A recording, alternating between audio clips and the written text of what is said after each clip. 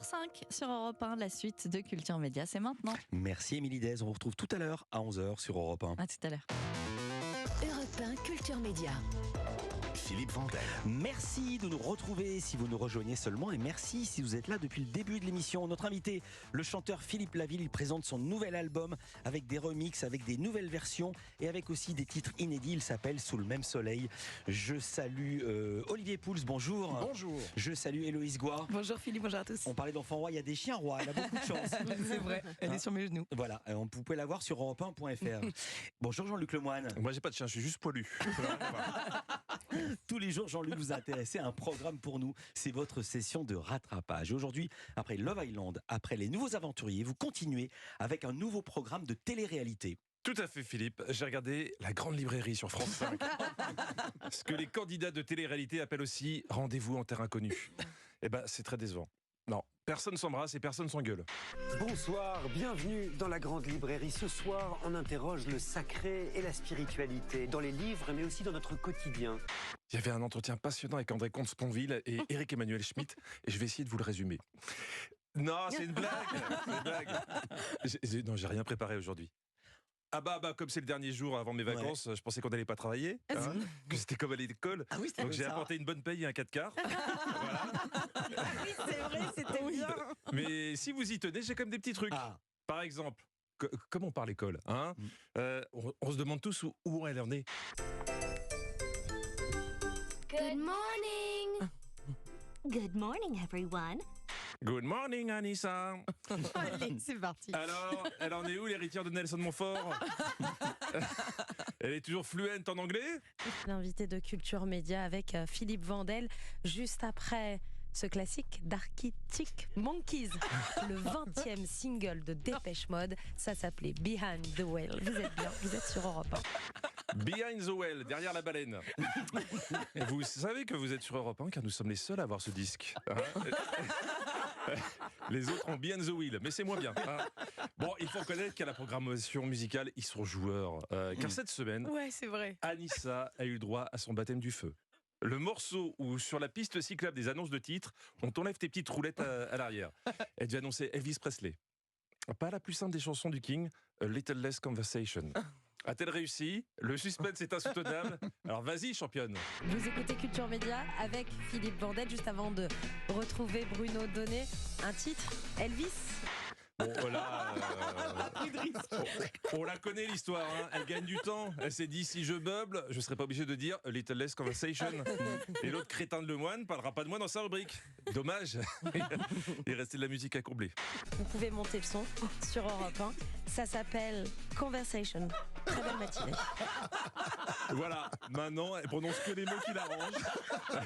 Le reste, démerdez-vous. Hein. C'est pas possible. À moins que le titre ce soit Conversation, très belle matinée. Mais je ne crois pas.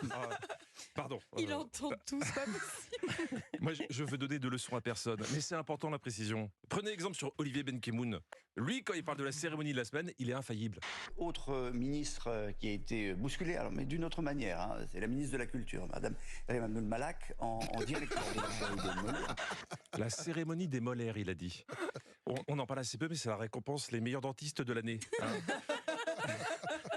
On se demande ce que foutait là la ministre. Olivier qui nous a montré également que c'était un homme sensible quand il nous a parlé de cet artiste parti bien trop tôt. D'abord, il y a eu la disparition tragique de Harry Belafonte, enfin tragique, il avait 96 ans. 96 ans, moi, En pleine jeunesse. père écoute. Oui, 96 ans, des gens qui meurent, c'est rare. Hein. Mais je préfère ça à Philippe Vandel. Hein, parce que, excusez-moi Philippe, je vous aime beaucoup, mais vous n'avez pas de cœur. Rémi Jacob l'a annoncé cette semaine dans le journal des médias. Pour la première fois, un candidat de L'Amour est dans le pré n'a reçu aucun courrier. À part peut-être une facture, un prospectus pour des pizzas. C'est triste. Eh ben, écoutez le moment empathie de la semaine. L'un des agriculteurs n'a reçu aucun courrier, zéro lettre. Et oui, Mais c'est pas possible. c'est pas il se vrai. retrouvait donc tout seul au speed dating. Et il semblerait que c'est la première fois, et oui, que ça arrive depuis la création de l'émission en 2005. S'il est tout seul, c'est devenu un slow dating. Votre cœur, c'est un raisin sec. Vous m'avez fait honte, Philippe. Le mec est sous la pluie sur la bande d'arrêt d'urgence de l'amour et vous roulez dans la flaque pour le finir. Mais bon, pour ce candidat malheureux, il y a de l'espoir. il y a de l'espoir, car la prod a autorisé des nouvelles prétendantes à écrire, et j'ai une excellente nouvelle pour David. Des fois, je parle très très vite. En plus, t'as la langue un peu qui zozote. Est-ce que c'est peut-être ça qui les fait peur? Il est très mimi en plus. Absolument. Il va vous recevoir au moins une lettre d'Anissa. Oui, ça c'est sûr. Je vais lui envoyer une lettre. Vous pouvez plus reculer, Anissa. Hein, vous êtes obligé, parce que s'il reçoit toujours aucune lettre, la France entière saura que vous êtes une grosse mytho. C'est dommage. Donc, pour bien vous préparer à votre nouvelle vie à la campagne, j'ai été chercher une vidéo qui vous sera bien utile. Who says a cow? Who says a pig? On vous souhaite tout le bonheur du monde. Merci Jean-Luc. On vous retrouve chaque jour dans Historiquement Vôtre de 16h à 18h avec Stéphane Bern sur Europe 1. Donc on vous retrouve aujourd'hui. Exactement. Plaisir de... Mais quelle analyse sonore.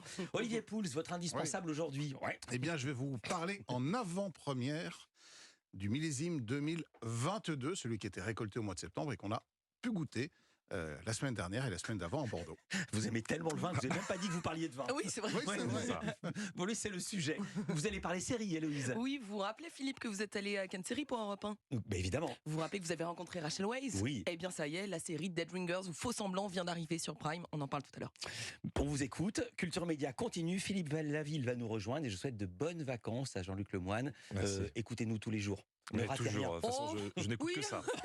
Bah alors là, j'ai une bonne nouvelle pour Jean-Luc Lemoyne. Le Une titre- bonne nouvelle, ouais, titre c'est est le en titre qui français. arrive. Il tape sur des bambous. Petite joueuse. Philippe Laville, c'est tout de suite sur Europe 1. Dans Culture Média, il sera notre invité jusqu'à 11h. À tout de suite.